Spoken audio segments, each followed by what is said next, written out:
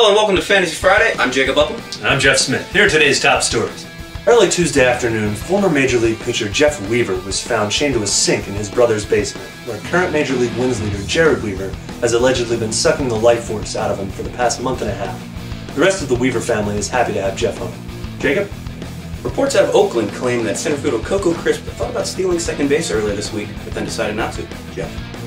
Arizona Diamondback Ian Kennedy held the Phillies scoreless on Monday, only 36 hours after receiving a newborn child, urging many major leaguers to discard their less lucky babies.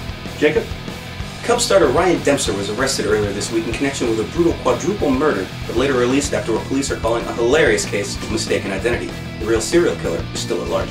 And now let's take a look at the power rankings. Now it's time for the great debate. This week's topic, are expanded playoffs a good idea? Jeff, go. Here's the thing. Expanding the playoffs will only drag the postseason deeper into November and won't solve MLB's real problem of not being able to cultivate new fans. I know, right? That concludes the great debate. We now head to our man Kyle Lane for this week's fantasy forecast. Kyle?